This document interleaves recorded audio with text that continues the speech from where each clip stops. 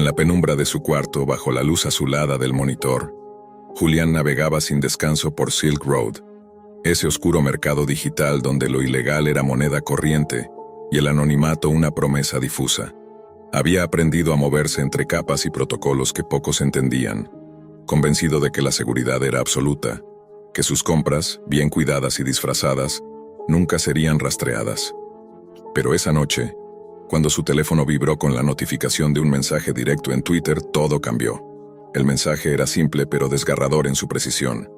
Sabemos quién eres. Conocemos a tus padres, tus profesores, tu rutina diaria. Deja de comprar o lo contaré todo a la policía. La cuenta desde la que le escribían no tenía nombre, ni foto, ni seguidores. Un espectro digital en la inmensidad de la red social. Julián sintió un escalofrío helado recorrer su espalda. Una mezcla de incredulidad y pánico que empezó a carcomer su mente. ¿Cómo podían saber tanto? ¿Quién lo estaba vigilando?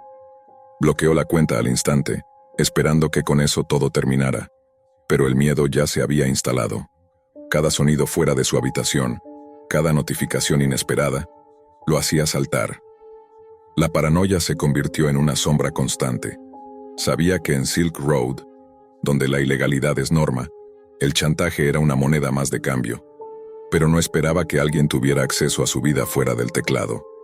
Las horas se convirtieron en días, y Julián empezó a revisar obsesivamente su historial digital, buscando alguna pista, un agujero por donde ese espectro invisible pudiera haber entrado. Sin embargo, todo parecía intacto, salvo esa certeza inquietante. Alguien más sabía de él, y no se detendría hasta destruir su vida o forzar un pago. No podía acudir a la policía. Eso sería admitir su culpa y exponerse a consecuencias legales. El chantajista jugaba con su silencio, con su miedo. Aislado y vigilado, Julián comprendió que la Deep Web no era solo un mercado, sino un espejo oscuro de sus propios secretos, un laberinto sin salida donde cada paso puede ser observado y cada error explotado. La red que creía segura había tejido su trampa, y él estaba atrapado en ella, sin poder escapar. Pasaron semanas desde aquel primer mensaje. Julián vivía en un estado perpetuo de alerta. Las noches sin dormir se multiplicaban, y la rutina diaria se desdibujaba en una neblina de ansiedad. Cada vez que su teléfono vibraba, su corazón se aceleraba con el temor a recibir otro mensaje de aquel desconocido que lo tenía bajo su yugo invisible. Intentó cambiar sus hábitos. Desinstaló aplicaciones, modificó contraseñas, borró historiales, creó nuevas cuentas anónimas para intentar despistar al chantajista, pero nada funcionaba. Poco a poco los mensajes comenzaron a llegar en distintos formatos, no solo en Twitter. Correos electrónicos anónimos, mensajes en foros oscuros, incluso llamadas telefónicas donde nadie respondía cuando Julián contestaba. Lo más aterrador era la precisión de la información. No solo sabían los nombres de sus padres, sino dónde trabajaban, el nombre de su escuela secundaria, detalles íntimos que nadie debería conocer fuera de su círculo cercano. Cada nuevo dato era como una daga que abría su paranoia en canal. Julián dejó de salir con sus amigos, evitó hablar con su familia, temeroso de que alguien pudiera estar espiándolo en su propia casa. El chantajista no pedía dinero explícitamente al principio. La amenaza era clara: deja tus compras o te haré caer. Pero el silencio del agresor también era una tortura. Julián no sabía cuándo, ni cómo, ni con qué intención actuaría. Un día, al borde del colapso, Julián decidió buscar ayuda en la única persona en quien confiaba: Daniel, un viejo amigo experto en seguridad informática y que conocía bien la Deep Web. Daniel escuchó atento, revisó sus dispositivos, buscó pistas en la red oscura, pero no encontró rastros claros del chantajista. Sin embargo, le advirtió que en ese mundo la información es poder, y perder el control sobre ella puede ser fatal. Esto no es solo un juego, Julián. Alguien tiene acceso a algo que tú no controlas. Si te lo cuentan todo, no solo perderás tu libertad, sino que tu vida social y profesional quedarán destruidas, le dijo con voz grave. Mientras tanto, los mensajes se intensificaron. El chantajista comenzó a enviar fotografías que Julián reconocía, imágenes tomadas desde la ventana de su cuarto, de la puerta de su casa, incluso un vídeo corto donde aparecía Julián caminando por la calle. La realidad se volvió insoportable. La frontera entre lo digital y lo físico se desvaneció. Una noche, después de revisar por enésima vez su teléfono, Julián recibió un mensaje diferente. No era una amenaza, sino una invitación. Ven a hablar conmigo. Te prometo que no pasará nada malo si vienes solo. Aterrorizado pero decidido a acabar con ese infierno, Julián aceptó. Lo que nadie esperaba fue que esa cita sería el desenlace de una red mucho más grande y compleja, un entramado de secretos, traiciones y poderosos intereses en las sombras de la Deep Web.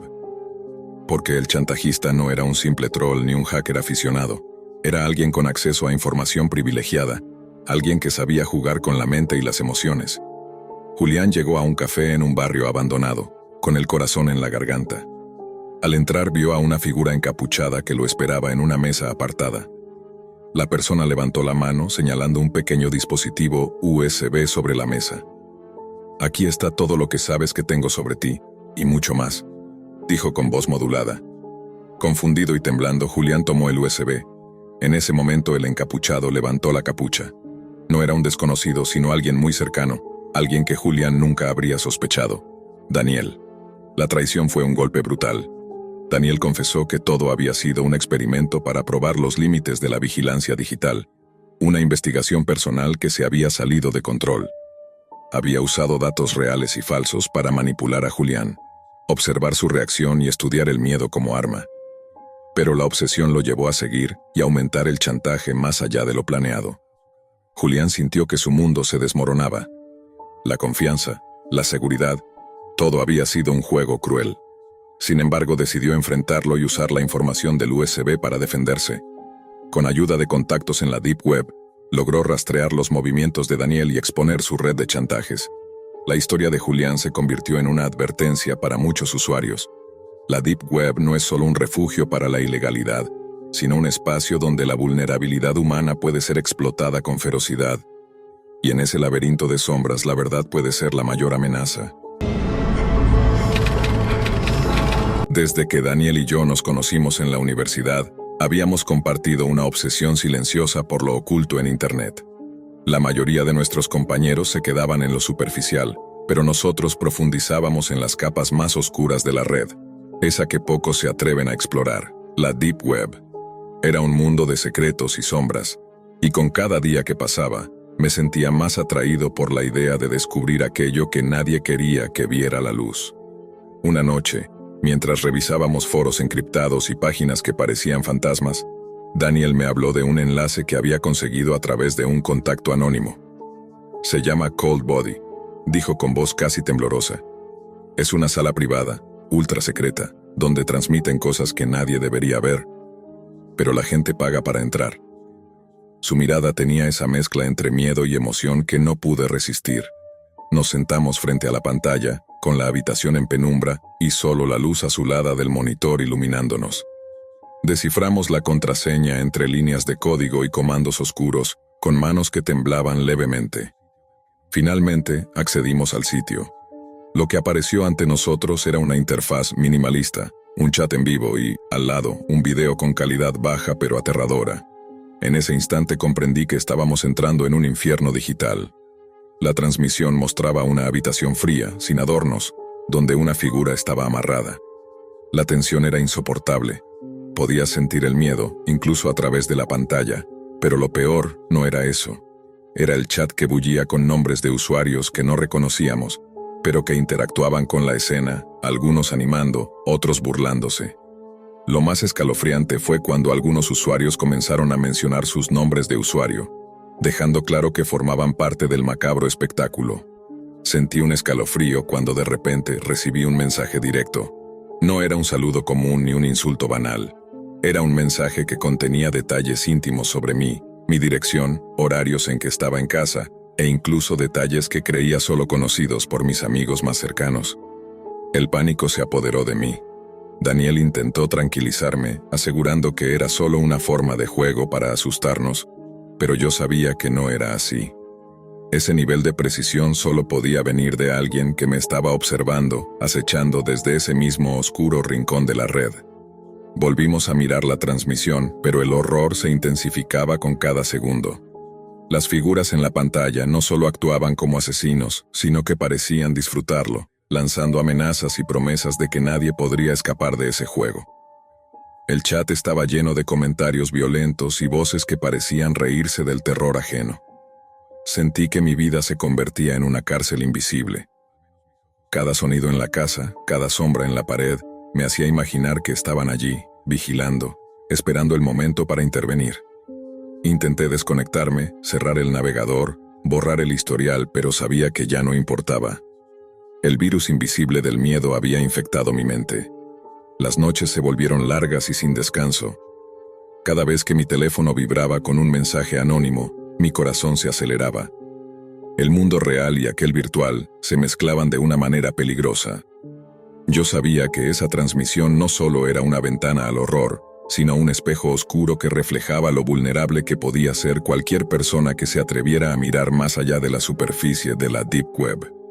Mientras tanto, Daniel parecía querer regresar a esa sala, como si buscara alguna explicación, alguna señal de que todo era un montaje. Pero yo estaba demasiado herido, demasiado asustado. Esa noche entendí que hay puertas que, una vez abiertas, no se pueden cerrar y que, en el abismo digital, a veces el verdadero monstruo no es lo que ves, sino lo que descubres de ti mismo cuando crees que estás solo. No podía dejar de preguntarme quiénes eran realmente esas personas detrás de los nombres en el chat y qué tan lejos estaban dispuestos a llegar para controlar a quienes se atreven a mirar. ¿Era solo un juego macabro? ¿O algo mucho peor? La respuesta se ocultaba en la oscuridad de Cold Body, una oscuridad en la que sentía que me estaba hundiendo sin retorno. Las semanas que siguieron fueron un infierno silencioso. Intenté volver a la normalidad, asistir a clases, salir con amigos, pero el peso de lo que habíamos visto y, sobre todo, de lo que había recibido, era una sombra constante sobre mí. Cada vez que encendía el computador, el recuerdo de Cold Body me consumía. Cada vez que me llegaba un mensaje sin remitente, mi pulso se aceleraba. Daniel no dejó de insistir en que volviéramos a la sala. Decía que debíamos entender qué pasaba, cómo habían conseguido mi información y si había alguna forma de detenerlos.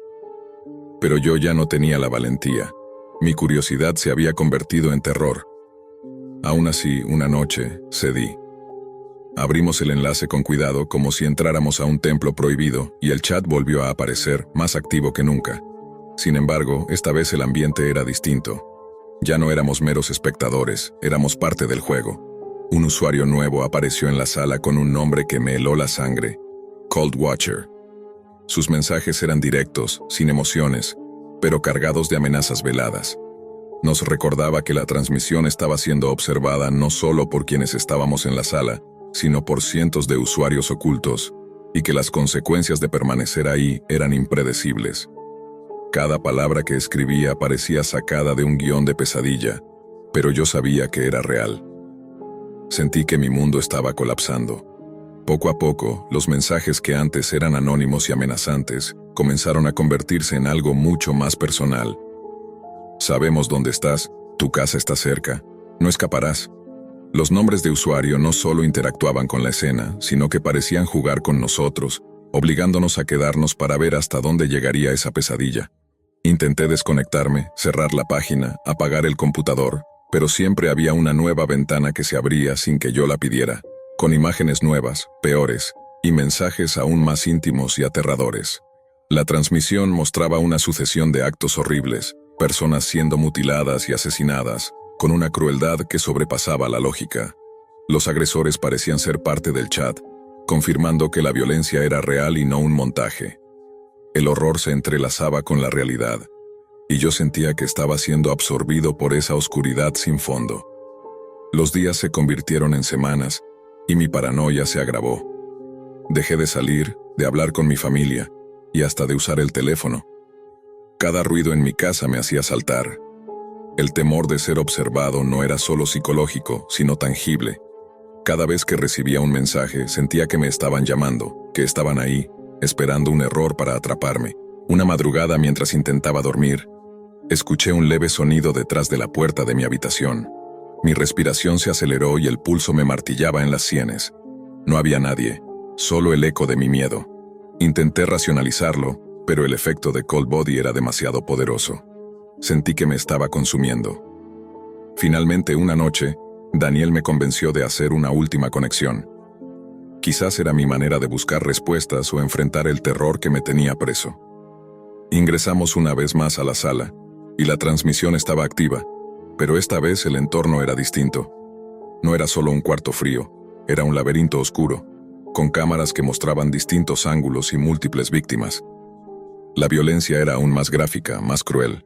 De repente la pantalla del chat explotó en mensajes que parecían escritos solo para mí. Un usuario llamado El Arquitecto comenzó a revelar detalles de mi vida que nadie podía conocer. Hablaron de mis miedos más profundos, mis secretos, y hasta de mis sueños rotos. Sentí que esa voz digital podía atravesar mi piel y conocer mi alma. Entonces, la pantalla se volvió negra, y apareció un mensaje que decía: «El juego acaba de comenzar». En ese momento, comprendí que Cold Body no era solo una transmisión, sino un portal hacia un infierno personal, donde el miedo era la moneda de cambio y la privacidad, un mito olvidado. Daniel desapareció poco después, sin dejar rastro. Nadie supo de él. Yo sigo aquí intentando olvidar, intentando huir de un enemigo invisible que vive en las sombras de la Deep Web, esperando la próxima transmisión en vivo, la próxima llamada, el próximo mensaje que me recuerde que estoy atrapado en un juego del que no puedo escapar. Desde un pequeño pueblo donde el ruido del mundo parecía lejano, un joven decidió internarse en un territorio oscuro y digital, la Deep Web. La curiosidad, mezclada con la necesidad y el atrevimiento, lo llevó a buscar algo que jamás habría encontrado en su comunidad apacible. Descubrió un mercado oculto, uno de esos lugares donde se intercambian sustancias y secretos, lejos de los ojos de la ley. Allí compró anfetaminas con la esperanza de hallar escape y energía en un polvo que llegaría directo a su puerta. La transacción fue rápida, con un pago en bitcoins y la promesa de un envío seguro y anónimo. Sin embargo, al recibir el paquete, la ilusión se quebró al abrirlo. Las pastillas tenían un aspecto raro, un olor fétido y una textura que no correspondía a ninguna droga que conociera. Al probar una, la amargura le recorrió la boca y un sabor metálico y áspero le dejó un mal presentimiento. Investigando un poco más con ayuda de foros clandestinos, entendió que algo estaba muy mal con ese pedido. Entonces decidió contactar al vendedor a través de los canales seguros que el mercado proveía, enviando un mensaje cargado de sospechas y reclamaciones. La respuesta fue perturbadora y directa, sin el menor atisbo de arrepentimiento ni excusa falsa. El vendedor confesó haber eliminado al proveedor original, un hombre que se había convertido en problema. Lo más inquietante fue la revelación de que para fabricar esas pastillas había utilizado restos humanos, carne, huesos pulverizados y fragmentos que eran parte del cuerpo de esa persona. Harina de hueso, le llamó, con una mezcla de burla y amenaza. El joven sintió un frío intenso al leer esas palabras, sintiendo que la línea entre el mundo virtual y la realidad se desdibujaba peligrosamente. El mensaje siguiente le indicaba que su ubicación no era un misterio, que conocían su dirección exacta, que estaban cerca. La paranoia empezó a calar en su piel como una sombra implacable, porque en ese universo sin reglas ni moral, el terror no se limitaba a las pantallas. Podía ser real, cercano, incluso mortal. Cada ruido en la calle, cada paso en la noche parecía el preludio de un encuentro fatal. Intentó desconectarse, borrar pistas, cambiar hábitos, pero la amenaza digital se volvió una prisión invisible y constante. En ese laberinto de miedo y soledad, el joven se enfrentaba a la horrible certeza de que en la Deep Web no solo se trafican drogas o datos, sino que hay monstruos disfrazados de vendedores y usuarios, capaces de convertir el horror más extremo en mercancía. Y en medio de la oscuridad, la pregunta más aterradora permanecía sin respuesta. ¿Quién está realmente detrás de esa pantalla y hasta dónde llegará para hacer valer su control? La noche se volvió una enemiga silenciosa. Cada vez que el joven apagaba la luz de su habitación, sentía que algo observaba desde afuera, más allá de la ventana o en las sombras del pasillo. Las palabras del vendedor resonaban en su mente, no solo como un mensaje, sino como una amenaza palpable. El temor no se limitaba a la pantalla del computador. Se había convertido en una presencia constante, un peso en el aire que lo acompañaba a cada paso. Intentó buscar ayuda en el anonimato de la Deep Web, buscando foros, grupos o usuarios que pudieran haber vivido algo similar. Sin embargo, la mayoría de las respuestas eran escuetas, llenas de advertencias y consejos para evitar llamar la atención de quienes dominaban esos rincones oscuros. Nadie quería ser señalado ni meterse en problemas con una figura que claramente ejercía un poder violento y oculto. La paranoia se hizo más intensa. Cada sonido inusual, un golpe en la puerta, el crujir del piso, lo hacía sobresaltarse. Se preguntaba si alguien realmente estaba allí, a pocos metros de él, vigilando, esperando el momento oportuno. La lógica luchaba por imponerse, pero la irracionalidad ganaba terreno, como si el miedo fuera un virus que infectaba sus pensamientos. Al día siguiente, decidió tomar precauciones extremas. Cambió las cerraduras, instaló cámaras, incluso apagó por completo sus dispositivos electrónicos. Pero nada parecía suficiente para detener la ansiedad que lo carcomía por dentro. La sensación de vulnerabilidad crecía con cada hora que pasaba, como si estuviera atrapado en una trampa invisible que él mismo había ayudado a armar. Los mensajes del vendedor continuaban, cada vez más crípticos y perturbadores.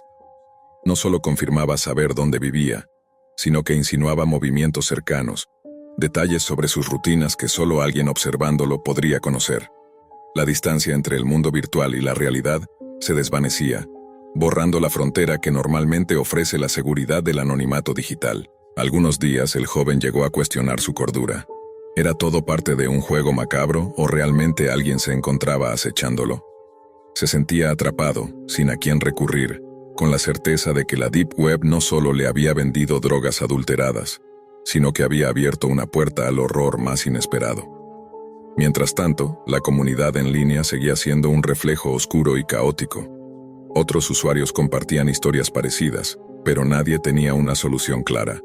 El joven comprendió que había entrado en un juego del que no podía escapar fácilmente. Un juego donde las reglas las dictaba alguien dispuesto a traspasar cualquier límite. Los días se convirtieron en una pesadilla interminable. La vigilancia invisible se hacía cada vez más evidente. Sombras que no estaban antes, pasos que parecían acercarse, y susurros que el viento traía con el frío de la noche. El joven ya no sabía en quién confiar, ni siquiera en sí mismo. Había roto el pacto tácito de anonimato que creía protegerlo, y ahora el monstruo digital lo cazaba sin piedad. Una noche, mientras revisaba sus mensajes una vez más, encontró un archivo adjunto. Era un video. Con manos temblorosas lo abrió. La pantalla mostraba un lugar oscuro, un sótano húmedo donde, a la tenue luz, se distinguía algo que heló su sangre.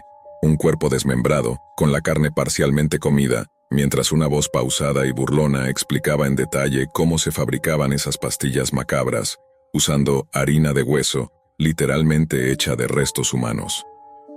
El terror alcanzó su máxima expresión cuando, al finalizar el video, apareció una imagen fija de la fachada de su propia casa, tomada desde un ángulo que solo alguien con acceso cercano podría obtener.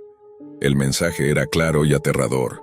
Estoy aquí, no me encontrarán hasta que yo lo decida.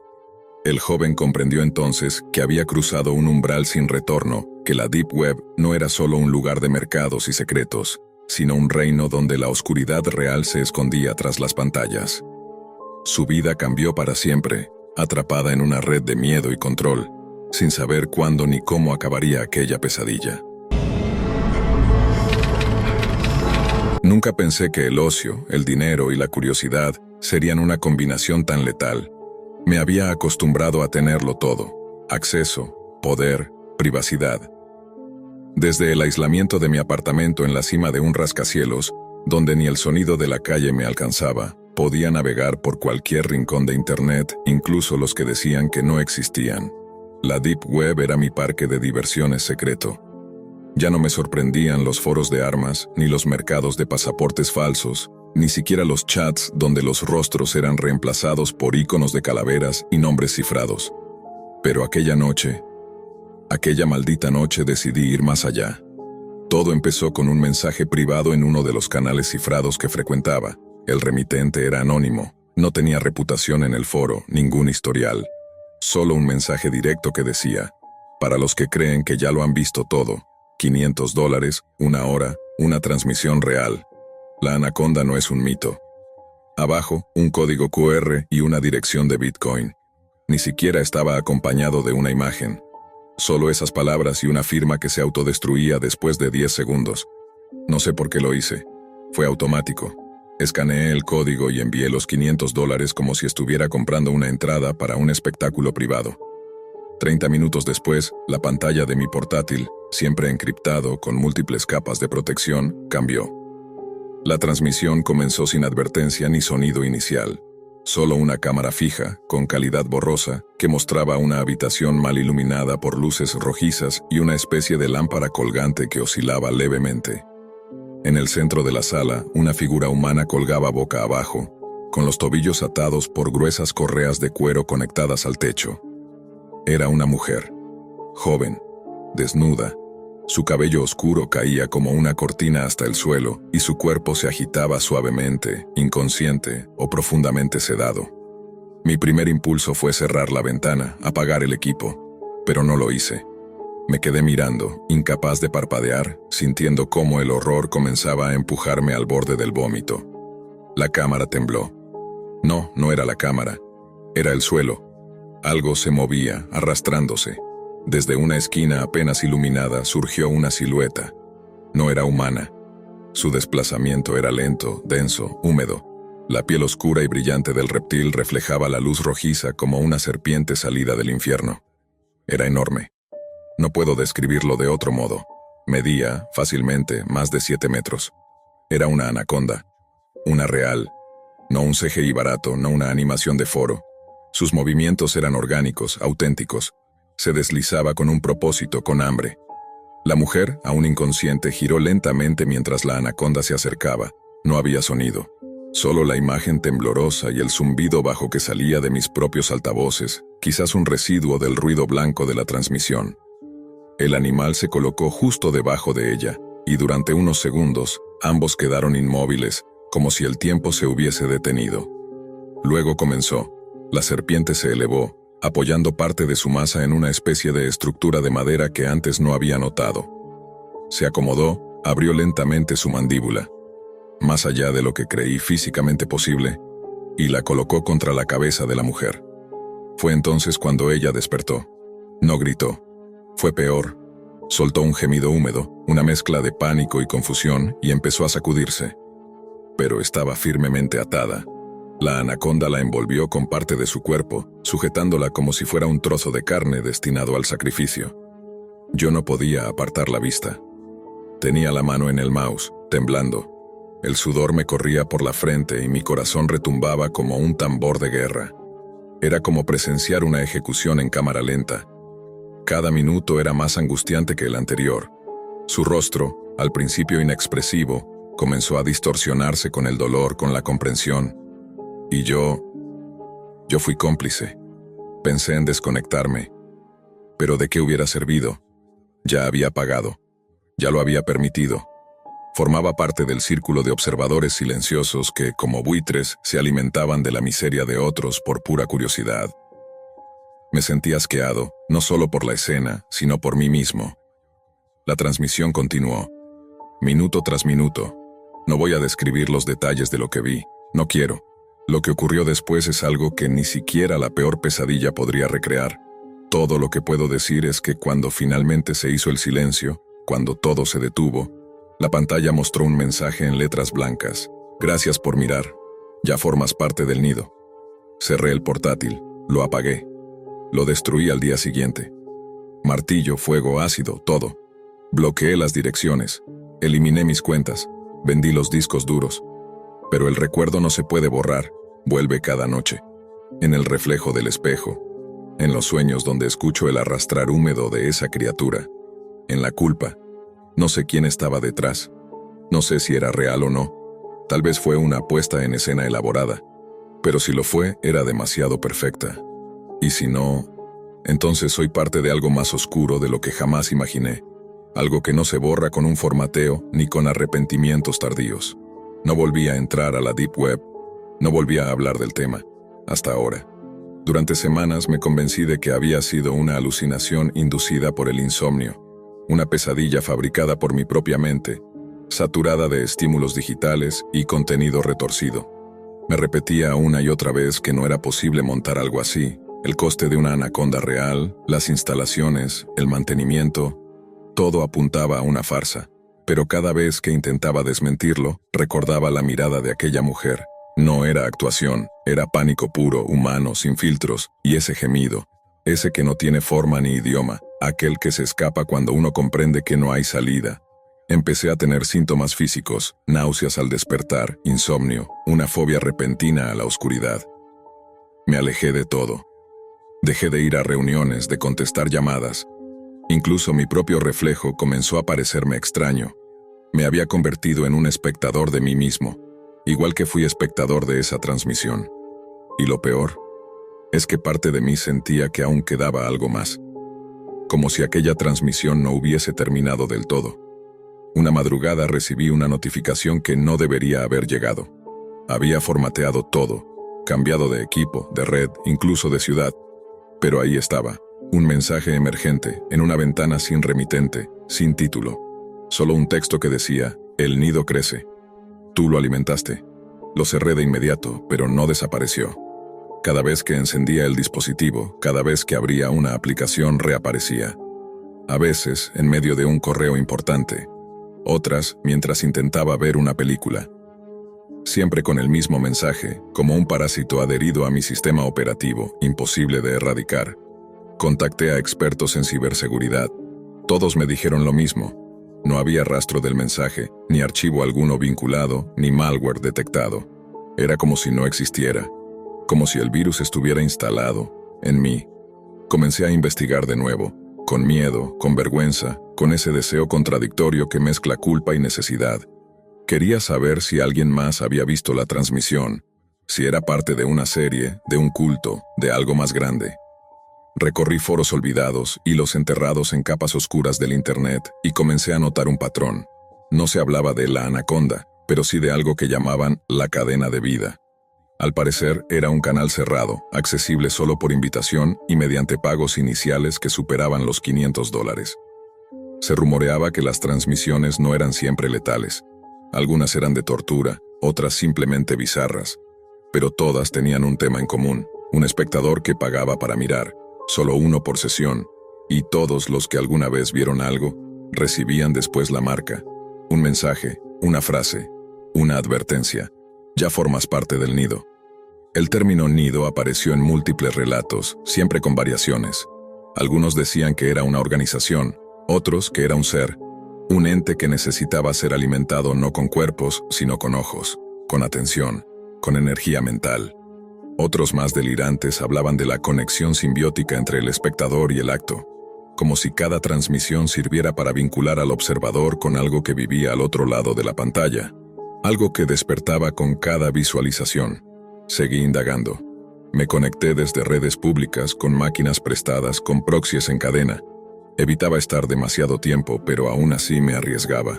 Había una parte de mí que necesitaba entender, necesitaba una explicación racional. La encontré, o al menos, una pista. En un foro cifrado de habla rusa, alguien había publicado un archivo comprimido bajo el título Serpentaria.mp4. Lo descargué con las manos temblorosas. Dentro había una grabación distinta. Mismo estilo visual, misma iluminación, misma cámara estática. Pero esta vez no era una mujer suspendida, era un hombre. Estaba sentado, encadenado a una silla. A su lado, un tanque de vidrio. Dentro, una anaconda más pequeña, pero activa. La grabación estaba sin audio, pero se veía en la esquina inferior izquierda una cuenta regresiva. Cuando llegó a 0, una compuerta del tanque se abrió. La transmisión se detuvo, no mostraron el desenlace. Solo apareció, como antes, una frase. Gracias por mirar, alimentaste al ojo. Esa noche no dormí. Pero hubo algo peor. Al día siguiente, en la puerta de mi apartamento, alguien dejó un sobre, sin remitente, sin marcas postales, solo mi nombre escrito con marcador negro. Dentro había una foto, una captura de pantalla. Yo mirando la transmisión de la mujer. Justo en el instante en que su rostro comenzaba a torcerse por el miedo. En la esquina inferior de la imagen, escrito con sangre o algo que lo imitaba, un mensaje: eres el próximo transmisor. A partir de ese momento, ya no se trataba de un video. Se trataba de mí, de lo que había hecho, de lo que había permitido. Había cruzado una línea, y algo, sea digital o no, me había seguido desde el otro lado. Intenté denunciarlo. Llamé a las autoridades, incluso fui a una estación de policía con la absurda esperanza de que alguien creyera mi historia. Me escucharon por cortesía, como quien escucha a un lunático. Me preguntaron si tomaba medicación, si tenía historial de paranoia. Nadie se tomó en serio la frase «vi a una mujer devorada en vivo por una anaconda en la Deep Web». Y lo peor era que yo tampoco sabía si era real. No podía demostrarlo. No tenía pruebas. Ni siquiera tenía el equipo desde el cual accedí. Todo había sido destruido. Volví a casa con un vacío aún más grande. Me encerré durante días. Tapé los espejos, desactivé cámaras, micrófonos, sensores. Vivía como un ermitaño paranoico en mi propio hogar. Hasta que un día se encendió la televisión por sí sola. Era una pantalla negra. Luego, ruido blanco. Luego mi rostro, grabado desde una cámara que yo no había instalado. Aparecía dormido, boca abierta, torcido en el sofá. Luego otro ángulo desde la cocina. Luego desde el baño. Todas tomadas desde dentro de mi propio departamento. Yo no había autorizado nada. No había dispositivos inteligentes. No había cámaras conectadas. Y sin embargo, alguien o algo me observaba. La imagen cambió. Ya no era yo. Era la misma habitación roja. La misma lámpara. La misma anaconda. Pero esta vez, no había una víctima colgando del techo. Había un espacio vacío. Como si la habitación estuviera esperándome. Y entonces apareció el mensaje final más claro que nunca. Todo lo que ves, un día será lo que transmites. Hoy pagaste por mirar. Mañana, alguien pagará por ti. Entré en pánico. Busqué cámaras ocultas. Revisé los enchufes, los techos, incluso destripé los muebles. No encontré nada. Pero en mi buzón, ese mismo día, había un sobre nuevo. Dentro, un solo objeto. Un pendrive rojo, sin marcas. Lo conecté a una laptop que compré solo para eso. En efectivo y fuera de todo rastro. Al abrir el único archivo, comencé a entenderlo todo. Era un video. Pero no era un video de otra víctima. Era una grabación de mí, sentado frente al monitor, observando con los ojos abiertos, reflejando en mis pupilas la figura de la anaconda. Y luego aparecía una cuenta regresiva. Comenzaba desde 72 horas. Al llegar a 0, la pantalla se cortaba, y aparecía una nueva ventana. Transmisión confirmada, espectadores en cola 418. No dormí esa noche, ni la siguiente. Sabía lo que significaba. Me iban a transmitir. Yo sería la próxima experiencia. No sabía si me matarían, si me torturarían, o si simplemente me exhibirían. Pero sabía que ya no había escapatoria. Mi rostro, mi culpa, mi curiosidad, todo eso ya era parte del archivo. Y alguien en alguna parte del mundo ya había pagado para verme. Con desesperación, traté de rastrear la señal, volví a foros. Escribí bajo seudónimos. Pregunté por el nido, por la cadena de vida, por cualquier rastro que me llevara a ellos. Finalmente alguien me respondió. Su usuario era Sfex3000, y su mensaje fue claro. No se puede salir, solo puedes elegir cómo aparecerás.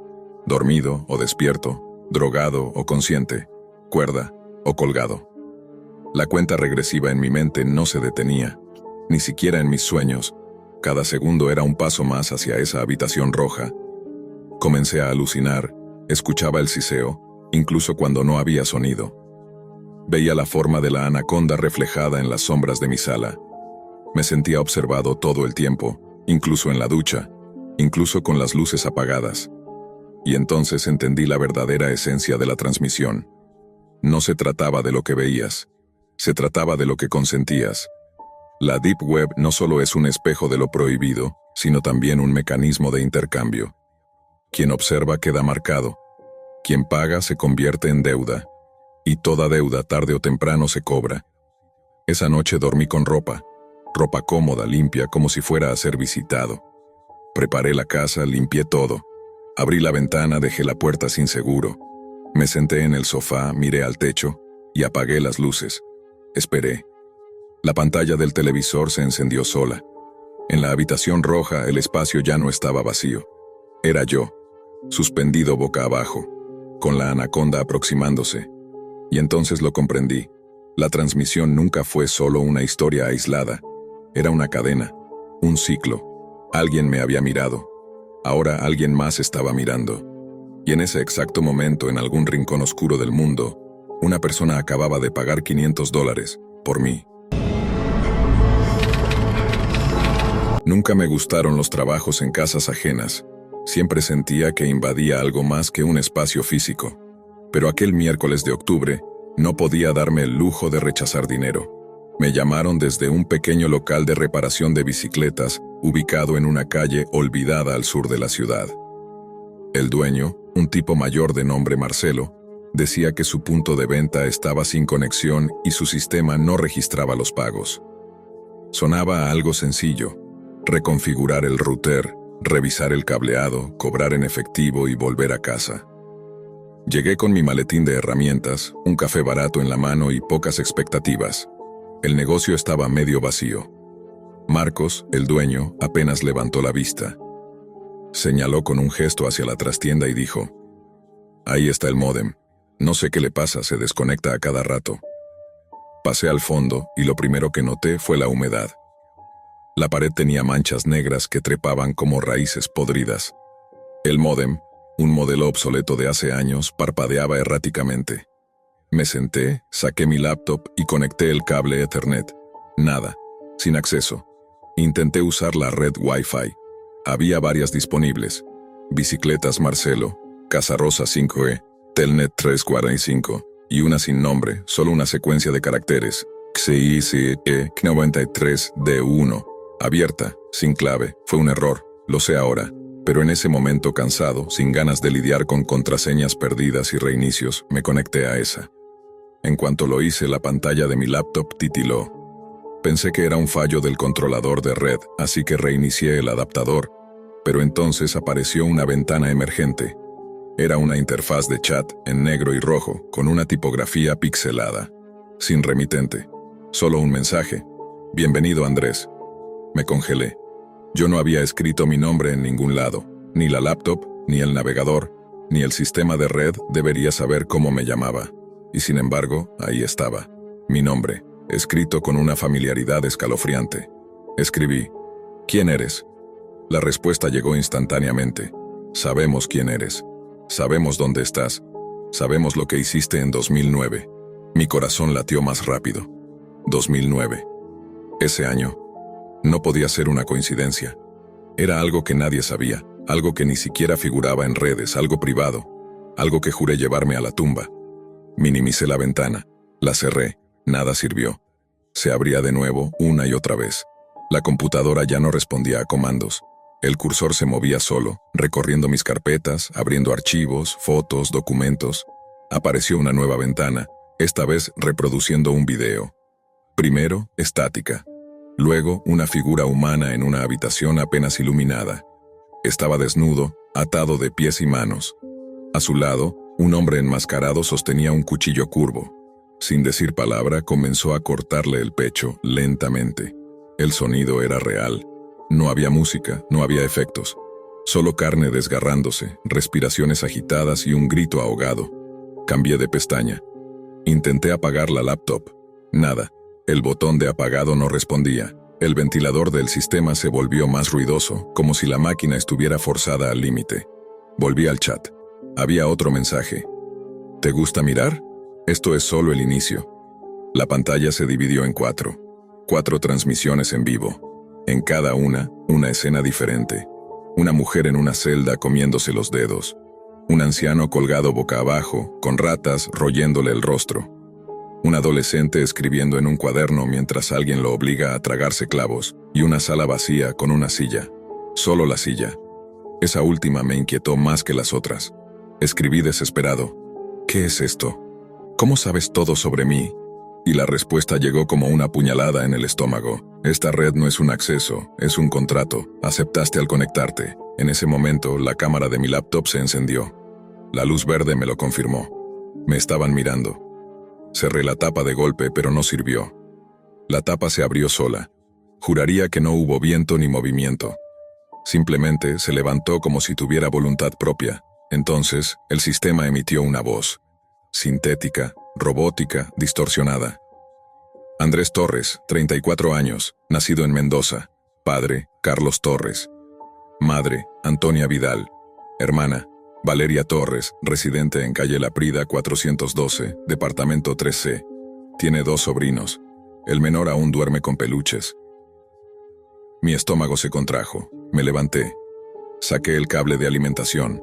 Apagué el módem. Nada funcionó. La laptop seguía encendida, sin batería, sin corriente, pero viva. La pantalla ahora mostraba una habitación diferente. Era la trastienda donde estaba yo. El ángulo era desde una esquina superior, como si hubiera una cámara ahí, oculta, acechando. Me vi a mí mismo de espaldas mirando la pantalla. Me estaba viendo desde otro punto de vista, desde adentro.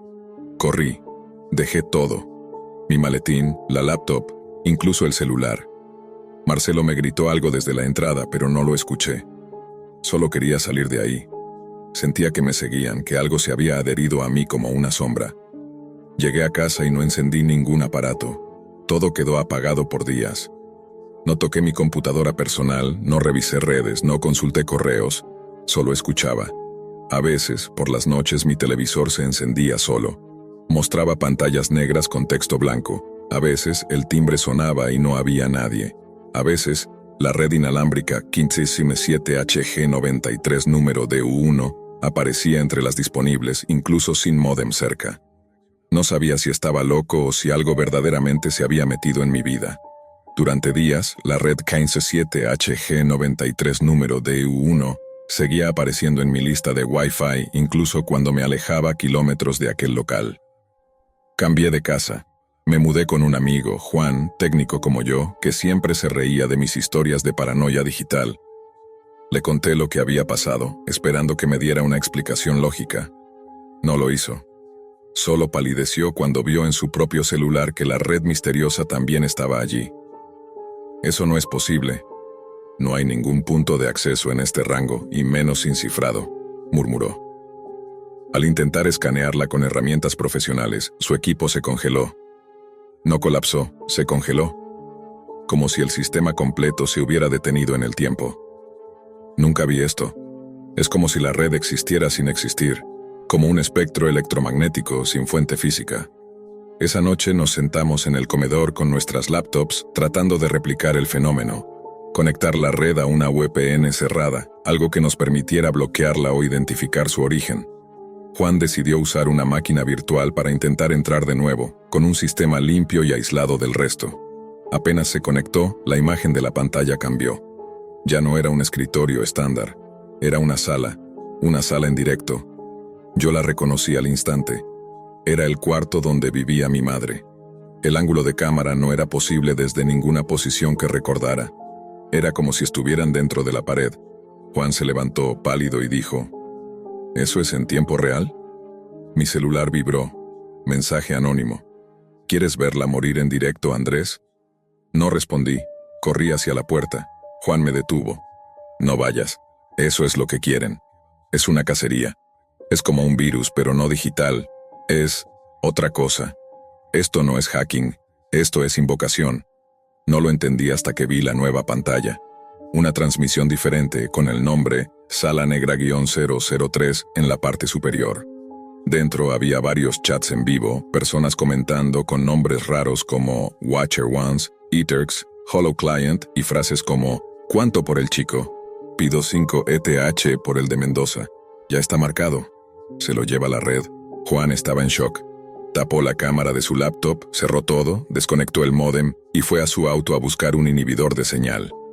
Me dijo que tenía uno viejo de pruebas, pero no volvió. Salí tras él.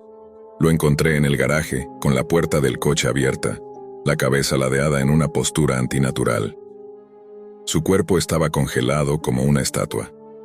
En la pantalla del celular que tenía en la mano, un último mensaje titilaba: «Gracias por compartir tu red, Juan». Vomité, literalmente. No sabía si por el susto o por la imagen. Cuando me acerqué, noté algo más. La red maldita ya no aparecía en la lista. Number ahora tenía un nuevo nombre. Torres ED1 Live, mi apellido. Mi número. Mi canal. Corrí de nuevo a la casa. Conecté un antiguo equipo sin conexión ni Wi-Fi, solo una batería, sin red. Un sistema cerrado, puro, casi analógico. Encendí un monitor viejo y escribí un código básico para revisar si la red estaba en el aire. Lo estaba. Incluso sin antena, sin receptor, la señal no venía de afuera. Venía de adentro. La transmisión comenzó sin mi consentimiento. Una nueva imagen. Era yo. Ahí en mi cuarto, con la cara demacrada, ojeroso, transmitido en tiempo real. Un contador de visualizaciones iba en aumento. Primero 10, luego 84, después 340. Ayer había gente viéndome, comentando, está por quebrarse. Me gusta el pánico que tiene. Denle una pista de lo que sigue. Su hermana llegará pronto. Llamé a Valeria. No respondió. Escribí en el chat. ¿Qué quieren? La respuesta fue tan inmediata que dolió. Queremos seguir conectados. Siempre. Donde haya red habrá acceso. Donde haya miedo habrá transmisión. Tú diste permiso. La red era libre. Ahora tú también lo eres. Ya no era un hacker, ni un virus. Era un ritual digital. No importaba si destruía los dispositivos, si rompía el router, si me escondía en un sótano aislado de todo. La red no necesitaba Wi-Fi, no necesitaba datos, estaba en mí. En mis sueños seguía apareciendo la sala con la silla vacía. Pero esta vez ya no estaba vacía. Yo estaba ahí, atado, transmitiendo, en vivo. Y millas miraban y comentaban. Y no había forma de desconectarse. Trabajaba como técnico informático desde casa, algo rutinario pero cómodo. Mis días transcurrían entre tickets de soporte, configuraciones de red y formateos sin fin. Pero por las noches, cuando la pantalla ya no mostraba correos ni clientes frustrados, me sumergía en lo que realmente me intrigaba, los rincones ocultos de Internet. No por morbo, al menos no al principio, sino por esa mezcla de curiosidad técnica y deseo de entender los límites de lo que no se ve. Fue en una de esas noches, en 2014, cuando todo comenzó. La Deep Web ya era conocida como el hogar de mercados como Silk Road, foros ilegales y todo tipo de leyendas urbanas digitales. Pero yo no buscaba drogas ni armas. Mi interés era más arqueológico. Quería explorar las estructuras abandonadas del Internet, los foros muertos, los sitios imposibles de rastrear, los códigos ocultos entre líneas de HTML viejas y oxidadas. Una cadena de enlaces rotos me llevó a una página llamada Cuerpos de Luz, alojada en un dominio .onion al que solo llegué tras atravesar 3 capas de proxies, una puerta cifrada con PGP y un aviso que decía, solo los ojos limpios soportarán la revelación. Los demás caerán a pedazos. No tenía un diseño moderno. Fondo negro, letras rojas vibrantes y una imagen estática de una figura encapuchada frente a un círculo de fuego. Parecía una broma de mal gusto o una imitación barata de las creepypastas de moda. Pero el sitio no tenía enlaces externos, ni botones sociales, ni siquiera metadatos. Solo un reproductor de video incrustado al centro de la pantalla. El título del video era simple: La puerta se abre. Ninguna descripción, ningún botón de descarga. Solo un play. Y lo presioné, porque la curiosidad, para alguien como yo, es un virus sin cura. El video comenzó sin introducción. Una cámara fija de baja calidad enfocaba un altar rudimentario en una sala de concreto. Se escuchaba un zumbido, como el de un generador o un ventilador viejo. Frente al altar, un hombre desnudo, atado de pies y manos, respiraba con dificultad. Estaba vivo. Sus ojos giraban frenéticos, como si supiera lo que iba a ocurrir. Detrás de él emergió un hombre enmascarado, alto, vestido con una túnica negra con símbolos que parecían mezclas de alfabetos arcaicos. Hebreo, cirílico y algo que no reconocí. No decía palabra, solo se acercó al altar y levantó un cuchillo curvo. El primer corte fue en la mejilla. El grito fue real. No había efectos, no había cortes de edición. La sangre era espesa, viva, manchaba la cámara. El video no tenía música, solo el sonido del metal abriendo carne y los gemidos desgarrados del hombre. El encapuchado parecía seguir un ritual preciso. Cortaba, murmuraba algo en un idioma extraño, luego hacía pausas exactas. Como si cada herida tuviera un propósito simbólico. Cerré el reproductor de inmediato. Me quedé inmóvil con la sensación de tener las manos sucias aunque no hubiera tocado nada.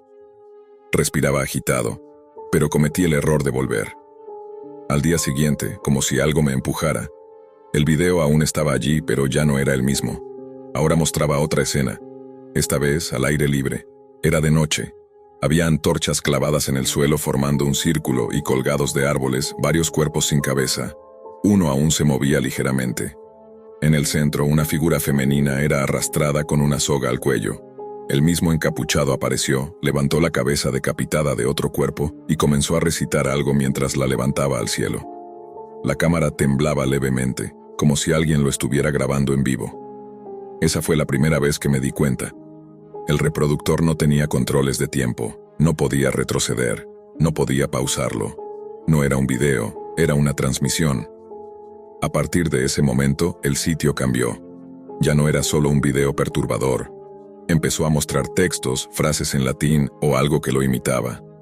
Citas sobre la purificación del alma a través del fuego y la carne, sobre el renacimiento del cuerpo por medio del sacrificio. Abajo, apareció una casilla para dejar tu correo. Solicita tu iniciación. No lo hice, por supuesto, pero desde ese día empecé a notar cosas raras en mi equipo. Mi webcam se encendía sola por las noches. Encontré procesos en segundo plano que no recordaba haber instalado. Un archivo llamado purificatus.log apareció en mi escritorio.